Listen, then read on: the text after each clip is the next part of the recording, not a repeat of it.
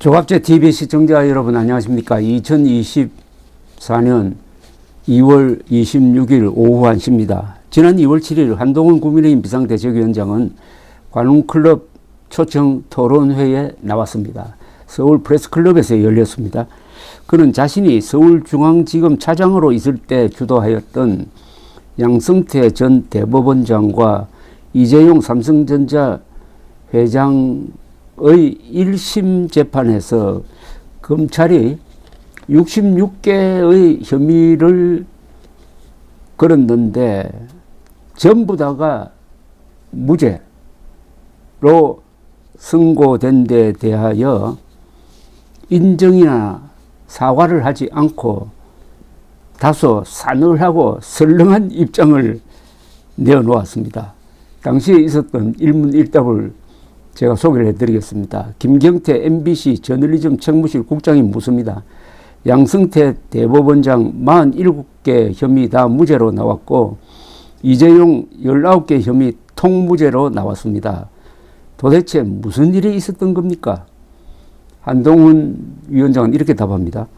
재판에서 무슨 일이 있었는지를 물어보시는 게 맞을 것 같고요.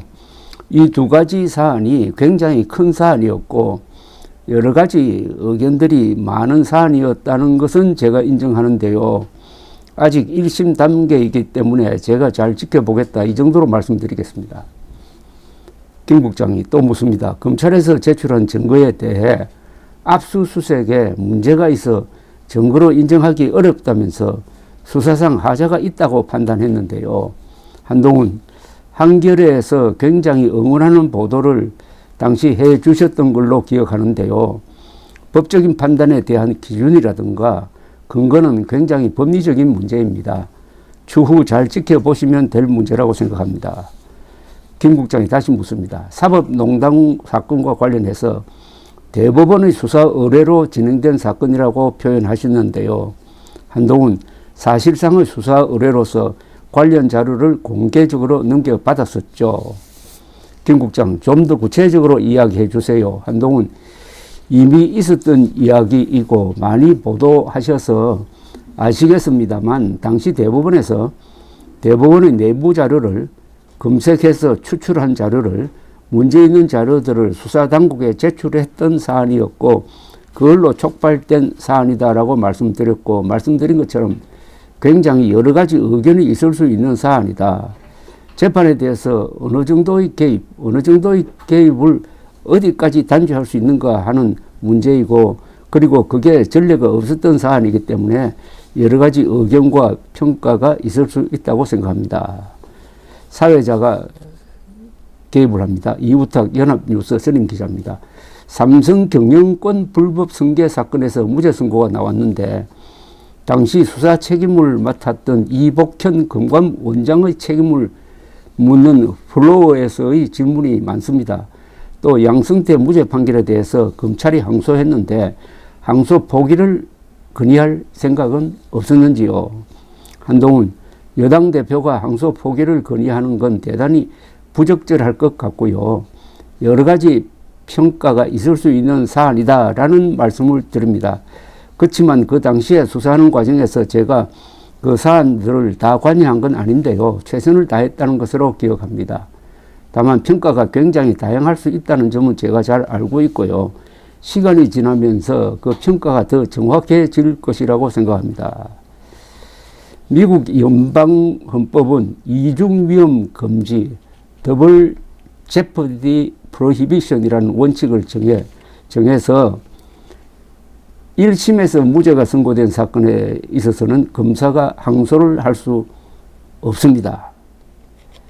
피의자보다 검사에게 유리하게 되어 있는 한국 형사법의 뒷받침을 받아서 한동훈 위원장은 대법원 확정 판결 때까지 여러 가지 평가가 있을 수 있다고 밀고 나갈 모양입니다. 무죄를 받은 사람이 사법부의 수장과 한국 최대 기업의 총수라도 책임 당사자가 특수부 검사 출신이니까 이렇게 버틸 수 있구나 하는 생각이 확산되면 머지않아 종북 운동권과 함께 특수부 검사들은 정치를 못하게 해야 한다는 여론이 형성될지 모릅니다.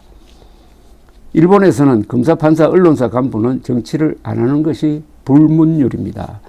정치적 목적을 위해 수사, 재판, 보도를 했다는 불신을 피하기 위한 일종의 직업윤리입니다.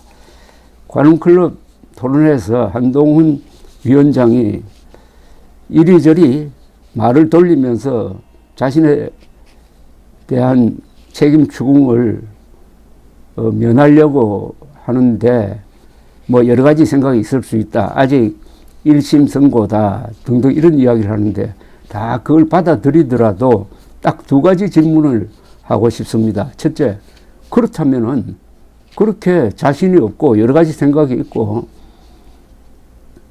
유죄에 대한 확신이 없었다는 것 아닙니까? 그렇다면은 왜 구속 기소를 해야 되느냐 이겁니다. 전 대법원장을 왜 구속 기소해야 되느냐 하는 질문을 누가 했더라면 아마 곤혹스러워했을 것 같은데 왜 구속 기소입니까? 여러 가지 생각이 있을 수 있다. 그리고 1심에서는 47개 혐의에 대해서 전부 무죄가 선고되었는데 왜 굳이 구속 기소해야 되느냐? 그분의 연세가 70대고 재판을 받던 중에 폐암에 걸렸던 분인데 왜 구속 기소를 해서 되느냐? 여기에 대해서 한동훈 당시 검사가 설명을 해야 되는 것 아닙니까? 이거는. 자, 우리나라에서 네 전직 대통령이 구속됐습니다. 전두환, 노태우, 이명박, 박근혜. 그러나 전 대법원장 구속은 처음입니다. 그만큼 전 대법원장을 구속할 정도면은 반역죄를 저질렀다든지 최소한 징역 10년 이상 나올 수 있는 사안이라 해야 되는 것 아닙니까? 그런데 완전한 무죄가 나왔습니다. 그래도 검사의 특권으로서 항소까지 해놓은 상태입니다. 지금. 여기에 대해서 한동훈 위원장이 두 번째 질문입니다. 인간적으로 참 미안하게 되었습니다.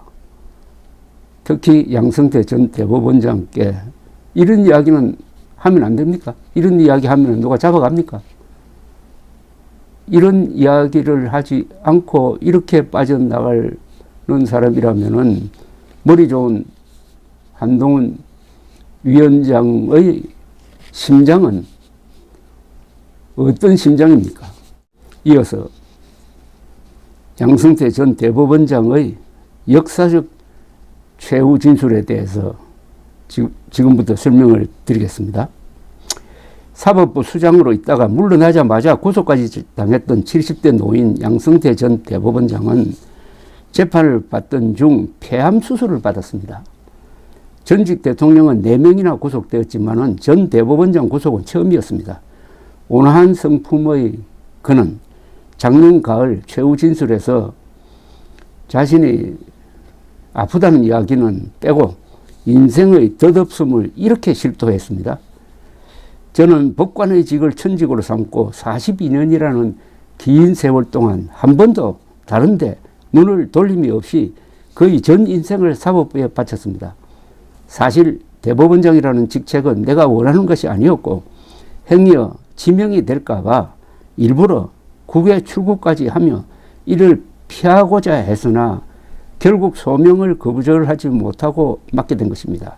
저는 법관에게는 모든 면에서 엄격한 잣대가 적용되어야 한다고 생각하며 언제나 자신을 성찰하며 살아왔습니다. 그런데 그와 같이 살아온 생애의 막바지에 참으로 기가 막힐 일로 신병 구속까지 겪어가며 치욕 속에 이렇게 법정에 서 있는 자신을 바라봅니다. 고명한 승려이자 시인인 무산스님의 아지랑이라는 시에 이런 구절이 있습니다. 끝내 삶도 죽음도 내던져야 할 이 절벽에 마냥 어지러이 떠다니는 아지랑이들 우습다. 내 평생 붙잡고 살아온 것이 아지랑이들란 말이냐. 지금의 내 마음을 이보다 더 적절히 표현할 수는 없을 것입니다. 증거 관계와 법리를 따지고 변론하는 것 자체가 참 부질없고 구차스러운 느낌마저 듭니다.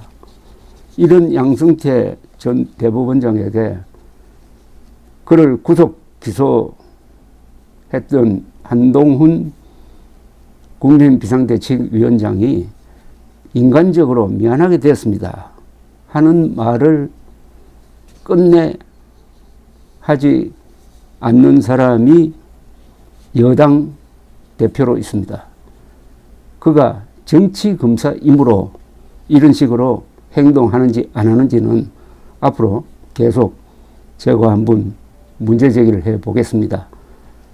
일단 이 방송의 제목을 정치검사 한동훈의 정체라고 붙였습니다. 계속 한 너댓 분 이어가겠습니다. 감사합니다.